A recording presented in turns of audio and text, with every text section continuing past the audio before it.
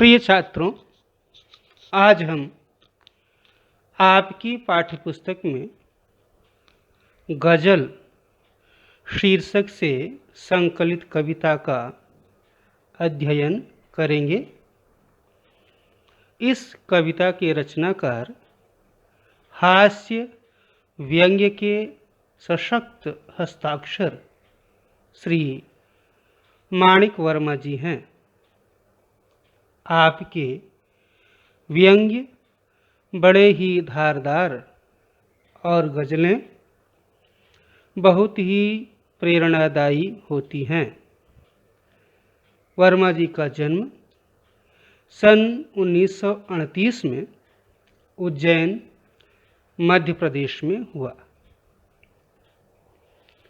प्रस्तुत गज़ल के अधिकांश शेरों में वर्मा जी ने हम सबको जीवन में निरंतर अच्छे कर्म करते हुए आगे बढ़ने के लिए प्रेरित किया है। गज़लकार ने संदेश देते हुए कहा है कि हमें अपने रंग रूप से सुंदर दिखने के बजाय अपने कर्मों से सुंदर दिखना चाहिए, क्योंकि रंग रूप तो क्षणिक होते हैं और कर्मों का प्रभाव स्थायी होता है। छात्रों, अब हम एक एक गज़ल पढ़कर उसके भावार्थ और सरल अर्थ समझने का प्रयास करेंगे। पहली गज़ल है, आपसे किसने कहा स्वर्णिम शिखर बनकर दिखो, शौक दिखने का है तो फिर नींव के अंदर दिखो। इसमें शब्दार्थ हैं स्वर्णिम अर्थात सुनहरा, शिखर अर्थात चोटी या कलश, शौक चाह या इच्छा, और नींव वह भाग होता है किसी इमारत का जिस पर संपूर्ण इमारत टिकी रहती है। छात्रों, प्रस्तुत गज़ल में वर्मा जी ने हमें यह बताने का प्रयास किया है कि हमें कोई भी कार्य प्रशंसा या वाहवाही के लिए नहीं करना चाहिए, बल्कि हमें ऐसा काम करना चाहिए जिससे देश और समाज दोनों को मजबूती मिले, आधार मिले, विकास हो, उनका कल्याण हो, सबके लिए मंगलमय हो। गज़ल देखिए, आपसे किसने कहा स्वर्णिम शिखर। गज़ल का मुख्य भाव इन्हीं दो शब्दों पर है, स्वर्णिम और शिखर। स्वर्णिम शिखर का अर्थ है या तात्पर्य है किसी इमारत का ऊपरी भाग या किसी मंदिर या देवालय का सबसे ऊंचा भाग, ऊपरी हिस्सा, जिसे कलश कहते हैं। स्वर्णिम अर्थात सुनहरा, वह इमारत या मंदिर का सबसे सुंदर स्थान होता है। हमारी नज़रें, हमारी निगाह, हमारी दृष्टि सबसे पहले वहीं जाती है और हमारे मुंह से अनायास निकल आता है वाह वाह, बहुत बढ़िया, बहुत सुंदर, बहुत खूबसूरत। यहाँ स्वर्णिम शिखर ये दोनों शब्द मनुष्य की प्रशंसा के लिए आए हैं। यहाँ इन शब्दों के माध्यम से लेखक ने, गज़लकार ने हमें यह बताने का प्रयास किया है कि हमें कोई कार्य, कोई काम लोगों के मुंह से वाह वाह सुनने, उनकी प्रशंसा सुनने के उद्देश्य से नहीं करना चाहिए, बल्कि क्या कहते हैं, शौक है तो, शौक दिखने का है तो नींव के अंदर दिखो। नींव के अंदर इस शब्द का भाव यह है कि हमें ऐसा काम करना चाहिए जिससे देश और समाज को मजबूती मिले, आधार मिले, उनका विकास जिस पर टिका रहे। क्योंकि चाहे कोई शानदार इमारत हो या भव्य मंदिर, उन सब का आधार नींव पर ही होता है।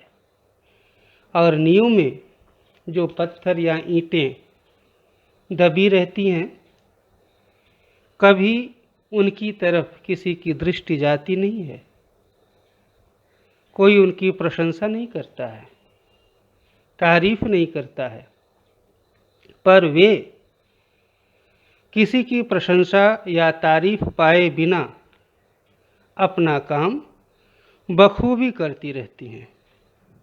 तो छात्रों, इस गज़ल से हमें यही सीख मिलती है कि हम कोई कार्य लोगों की प्रशंसा पाने के उद्देश्य से नहीं करें।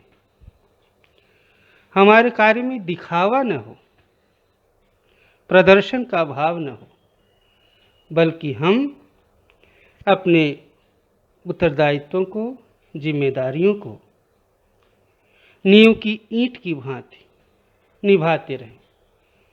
चाहे कोई हमारी प्रशंसा करे या न करे, पर हम अपने उत्तरदायित्व को, अपने कर्तव्य को अच्छी तरह से, पूरी जिम्मेदारी के साथ, तन्मयता के साथ पूरा करते रहें। दूसरी गज़ल है, चल पड़ी तो गर्द बनकर आसमानों पर लिखो, और अगर बैठो कहीं तो मील का पत्थर दिखो। यहाँ पर शब्दार्थ तो एक ही है। गर्द अर्थात धूल या मिट्टी के बहुत छोटे कण जो हवा के वेग से उड़ने लगते हैं। और एक मुहावरा है, मील का पत्थर, जिसका अर्थ है प्रभावशाली होना, प्रेरक होना या प्रेरणादायी होना। प्रस्तुत गज़ल में गज़लकार कहते हैं कि जब हम क्रियाशील रहें, चल पड़ी अर्थात जब हम सक्रिय हों, क्रियाशील हों, यदि हमारा वश चले, हम में सामर्थ्य हो, शक्ति हो, क्षमता हो, तो हम ऐसा कार्य करें, हमारा काम ऐसा हो जिस तरह से आंधी चलने पर धूल के कण पूरे आसमान में छा जाते हैं, उसी तरह से हमारा काम, हमारे कार्यों का प्रभाव, हमारा यश, कीर्ति आसमान में, सारी दुनिया में फैल जाए, लोगों के लिए प्रेरणा बन जाए, लोग उससे सीखें, उत्साहित हों, प्रेरित हों। ऐसा प्रयास हमें करना चाहिए। और अगर बैठो कहीं तो, और अगर कहते हैं कि हम कार्य करते करते रुक भी जाएं, बैठ भी जाएं, तो हमारा बैठना, रुकना लोगों के लिए मील का पत्थर बन जाए। मील का पत्थर अर्थात लोगों के लिए प्रेरणा का स्रोत बने, प्रेरणादायी हो, लोगों को उससे उत्साह मिले, स्फूर्ति मिले, हमारे कार्यों से देखकर लोगों में कुछ अच्छा करने का जोश जागे, जुनून पैदा हो, उत्साह पैदा हो। तीसरी गजल है, सिर्फ दिखने के लिए दिखना कोई दिखना नहीं। आदमी हो तुम अगर तो आदमी बनकर दिखो। प्रस्तुत कविता में गजलकार ने बड़ी एक मर्मभेदी बात कही है, मार्मिक बात कही है, हृदय स्पर्शी, मन को छू लेने वाली। क्या है? आज दुनिया में सब चीज़ है, जो भी आप चाहेंगे, जितना चाहेंगे उससे ज़्यादा है, उससे अधिक है, आपकी अपेक्षाओं से ज़्यादा है। बस एक चीज़ की कमी है। क्या कमी है? आदमी की। मनुष्य बहुत हैं लेकिन आदमी कम है। आदमी कौन है? जिसमें आदमियत हो, इंसानियत हो, मनुष्यता की भावना हो। और आज जबकि चारों तरफ साम दाम, भेद दंड, छल प्रपंच का बोलबाला है, ऐसे युग में आदमियों की बहुत कमी है। तो कवि कह रहे हैं कि अगर हम सब आदमी हैं तो हमें आदमी बनकर दिखना चाहिए। सिर्फ देखने के लिए, लोग हमें देखें, लोगों की दृष्टि हमारी तरफ जाए, लोगों की नज़रें हमारी तरफ जाएं, इसलिए अपने आप को बड़े आकर्षक रूप में प्रस्तुत करना, प्रभावशाली रूप में प्रस्तुत करना, यह हमारे जीवन का उद्देश्य नहीं होना चाहिए। क्योंकि हमारा जो आकर्षक व्यक्तित्व होता है, जो हमारा रूप रंग है, वह स्थायी नहीं होता है। आज है, कल नहीं भी रह सकता है।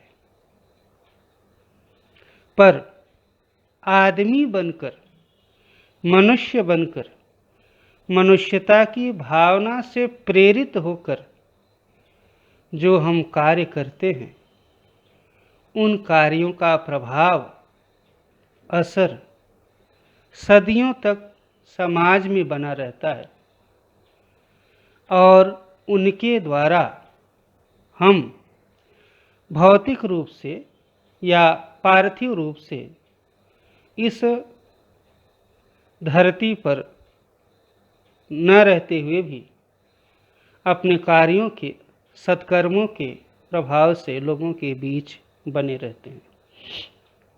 इसलिए हमें अपने आप को दिखाने के लिए अपने व्यक्तित्व में आकर्षण लाने की आवश्यकता नहीं है, बल्कि हमें अपने अंदर अच्छे गुणों को समाहित करने की आवश्यकता है।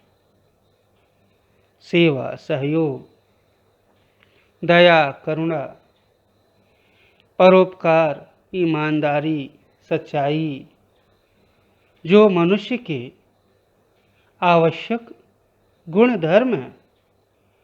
हमें इन गुणों को अपने आप में लाना है, आत्मसात करना है, समाहित करना है और इन्हीं गुणों से हमें अपने समाज का, देश का यथासंभव कल्याण करना चाहिए, सबका हित करना चाहिए। प्रस्तुत गज़ल में कवि की यही सीख है कि हम अपने आप को आकर्षक दिखाने के बजाय अपने आप में अच्छे गुण लाएं, अच्छे संस्कार लाएं, क्योंकि हमारा आकर्षक व्यक्तित्व बिना अच्छे गुणों के, बिना अच्छे संस्कारों के निरर्थक होता है। उसका कोई मूल्य नहीं होता है। और यदि हम में अच्छे गुण हैं, संस्कार हैं, लोकोत्तर भावना है, इंसानियत है, परोपकार की भावना है, तो हम दिखने में भले ही साधारण रहें, हमारे व्यक्तित्व में कोई आकर्षण न रहे, पर लोगों की नज़रों में हम अच्छे ही होंगे, बढ़िया ही दिखेंगे, क्योंकि हमारे अच्छे गुण हमारे व्यक्तित्व के सामान्य प्रभाव को कम कर देंगे, हमारे गुण हमारे महत्व को बढ़ा देंगे। तो इसलिए छात्रों, हम सबको हमेशा अपने आप में उच्च मानवीय गुणों का समावेश करना चाहिए, उन्हें आत्मसात करना चाहिए और उनसे समाज के कल्याण के लिए प्रयत्न करना चाहिए। चौथी गज़ल है, जिंदगी की शक्ल जिसमें टूट कर बिखरे नहीं, पत्थरों के शहर में वो आईना बनकर दिखो। छात्रों, प्रस्तुत गज़ल के माध्यम से गज़लकार श्री माणिक वर्मा जी ने हमें यह बताया है कि हम अपने आप को इतना मजबूत बनाएं कि ज़िंदगी में चाहे कितनी भी प्रतिकूल परिस्थितियां क्यों न आएं, वे हमें विचलित न कर सकें, वे हमारा हौसला, हमारा मनोबल तोड़ न सकें। विषम परिस्थितियों का हम डट कर सामना करें, किसी भी परिस्थिति में अपना आत्मबल न खोएं। और एक बात कि हम यहाँ कभी भी किसी से भी किसी प्रकार की मदद या सहायता की अपेक्षा न करें, बल्कि हर परिस्थिति का चुनौती स्वयं करने के लिए खुद को तैयार रखें। गज़ल देखिए, जिंदगी की शक्ल इसमें टूट कर बिखरे नहीं, जिंदगी बिखर न जाए, अर्थात हमारा जीवन अस्त व्यस्त न हो जाए। जीवन अस्त व्यस्त कब हो जाता है? जब हम परेशानियों से, चिंताओं से, कष्टों से, मुश्किलों से घिर जाते हैं। हम में आत्मबल की कमी रहती है, हम में दृढ़ता नहीं रहती, साहस नहीं रहता, धैर्य नहीं रहता। तब हम परेशानियों के उस जाल में उलझकर अपना धैर्य, अपना साहस खो देते हैं। हमारी ज़िंदगी, हमारा जीवन अस्त व्यस्त हो जाता है, हम टूट जाते हैं, बिखर जाते हैं। तो शायर माणिक वर्मा कहते हैं कि हमें अपनी ज़िंदगी को, अर्थात अपने आप को इतना मजबूत बनाना है कि जीवन में कैसी भी परिस्थितियां आएँ, कितनी भी प्रतिकूलताएं आएँ, लेकिन हमारी ज़िंदगी बिखरे नहीं। और ज़िंदगी कब नहीं बिखरेगी? जब हम अपने जीवन में आने वाली प्रतिकूलताओं का धैर्य, साहस, हिम्मत, दृढ़ता से सामना करेंगे। अपना मनोबल, अपना आत्मबल बनाए रखेंगे। दूसरी पंक्ति देखिए क्या लिखा है। पत्थरों के शहर में वो आईना बनकर दिखो। कह रहे हैं कि ये शहर पत्थरों का है, अर्थात जो दुनिया है पत्थर दिल है, उसमें रहम नहीं है, करुणा नहीं है। वो हमारी परेशानियों को, प्रतिकूलताओं को समझती नहीं है, न ही विकट परिस्थितियों में, विषम परिस्थितियों में इससे हमें कोई सहायता मिलती है, न ही किसी प्रकार का सहारा। पत्थरों के इस शहर में, जहाँ चारों तरफ सब पत्थर दिल हैं, मन से बड़े कठोर हैं, हृदय शून्य है, संवेदनहीन है, ऐसे समाज में हमको क्या बनना है? ऐसा आईना बनना है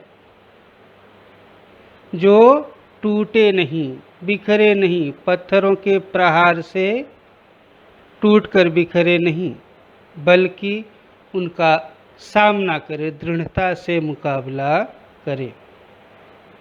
तो इस तरह से हमें अपने हौसले को, अपने आत्मबल को बनाए रखना है, जिससे हम जीवन में आने वाली चुनौतियों का सामना कर सकें। तो इस तरह से ये चौथी गज़ल का भावार्थ पूरा हुआ। आगे इस गज़ल, इस पाठ, इस कविता की शेष गज़लों का अध्ययन हम दूसरे वीडियो में करेंगे। आशा है आप लोगों ने इन 4 गज़लों का अर्थ, भावार्थ, शब्दार्थ समझा होगा। धन्यवाद।